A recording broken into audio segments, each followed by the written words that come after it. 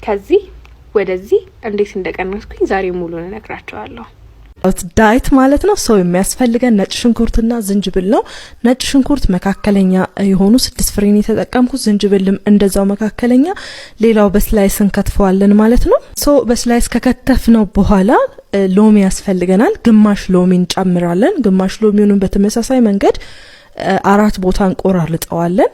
ከዛ ወደ ምናፈላበት ድስታችን ላይ አድርገን 3 ካፕ ውሃ ጨመርኩኝ።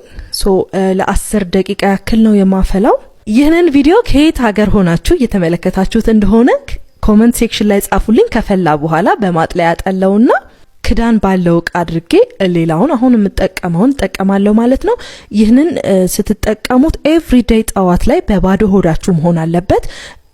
ሞክሩትና ስንት ኪሎ እንደቀነሳችሁ ኮሜንት ሴክሽን ላይ ጻፉልኝ። ቴንክ ዩ ባይ።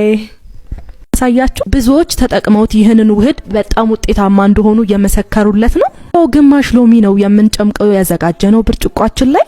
እንዲሁም ደግሞ 1 የሾርባ ማንኪያ ያልሞላ ቡና ነው። ቡና እንደምታውቁት ለጤና በጣም ብዙ ጥቅሞች እንዳሉት ይታወቃል። ከዛ የፈላ ውሃ አድርገን ማዋሃድ ነው። ይህንን ውህድ ስትጠቀሙ ኤቭሪዴይ ጠዋት ላይ በባዶ ሆዳችሁ መሆን አለበት። በቀን እስከ 250 ሚሊ ግራም ብቻ ነው መውሰድ ያለባችሁ ማለት ነው። እንዲሁም ደግሞ አመጋገባችሁን ማስተካከል መቻል አለባችሁ። ጋይስ ትሪ ሙሉ ምግብ እየበላችሁ ውፍረቴን ቀንሳለሁ ወይ ቦርጬን አጠፋለሁ ማለት አይቻልም። እንዲሁም ጤናማ የሆነ ላይፍ ስታይል ሊኖራችሁ ይገባል። ሰው ካዋሃር ነው በኋላ እንግዲህ እንጠጣዋለን ማለት ነው። ይሄንን ቪዲዮ ቦርጩን ማጥፋት ለሚፈልገው ጓደኛ ወይ ጓደኛሽ ላክላት። ዛሬ ከመጀመሪያ ስጀምርላችሁ የኤፕለር ታይፕን ምን እንደሚያከሳን ምን እንደሚያወፍረን ምግቦቹን ዛሬ በደንብ ዲቴይል እነግራቸዋለሁ። የመጀመሪያው ስኳር፣ ምንም ነገር ላይ ከገባ ስኳር ያወፍረናል። በተለይ ደግሞ ሊሰመርበት የሚገባው ነገር ለስላሳ። ምን ያክል አንድ ለስላሳ ስንጠጣ ምን ያክል ካሎሪ መጠን እንዳለው እውነት በጣም ያስደነግጣቸዋል። ቪዲዮ ሰራላችኋለሁ እንኳን እያንዳንዱ ነገር እና ኢቭን አምቧ፣ የሚገርማችሁ ነገር አምቧ ራሱ በጣም ያወፍራል። ግን ምግብ ለመፍጨት፣ ለሆድ ህመም፣ ኢቭን ለመክሳት ብለው እንኳን የሚጠጡ ሰዎች እንዳሉ አውቃለሁ። አምቧ ራሱ ስቲል ያወፍራል። ሌላኛው ደግሞ ስጋ። ኤግ ብለድ ታይፕ እንደሚታወቀው በጣም ሴንሲቲቭ ብለድ ታይፕ የሚባለው ነው። ለመወፈር በጣም ከባድ ነው። ለመወፈርም ቀላል ነው፣ ለመቀነስም ቀላል ነው። ስለዚህ ስጋ ሊሆንበት የቻለው መንገድ ለኤግ ብለድ ታይፕ ቶሎ አይፈጭም። ቶሎ ስለማይፈጭ ወደ ኤነርጂ ሳይሆን ወደ ፋት ነው የሚቀየረው። ስለዚህ ለመወፈር በጣም ቀላል ነው ስጋ ከበላን ማለት ነው። ነገር ግን ስንበላቸው የማያስጨምሩን 2 የስጋ አይነቶች አሉ። እነዚህም የዶሮ ስጋና የአሳ ስጋ ናቸው።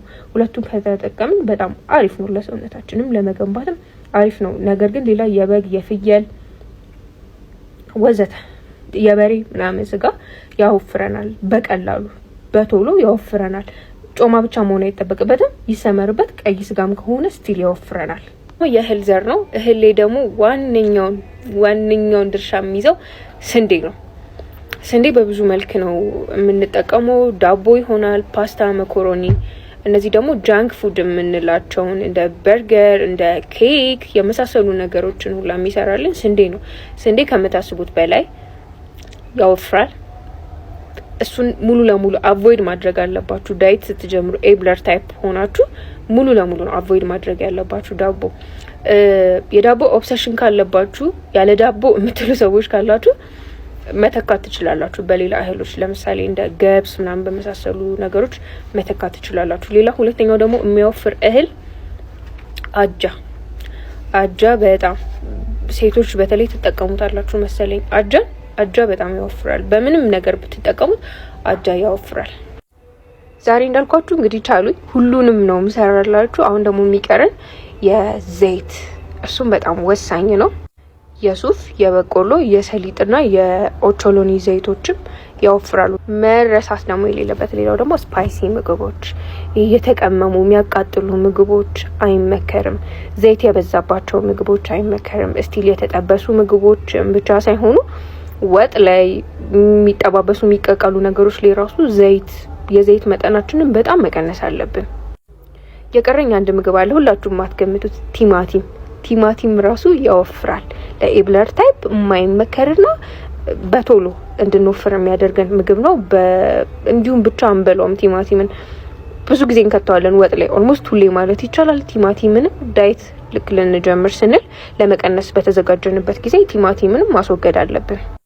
ስለዚህ ምን እንደሚያወፍረን ካወቀን ኔክስት ሙቫችን ደግሞ የሚሆነው አብረን የኔን የአመጋገብ ፕሮግራሜን እነግራችኋለሁ። በቀን አንዴ በመበላ ሰዓት እንዴት እንደምበላ እኔም የተወሰነ ስለወፈርኩኝ አብረን እንቀንሳለን ማለት ነው።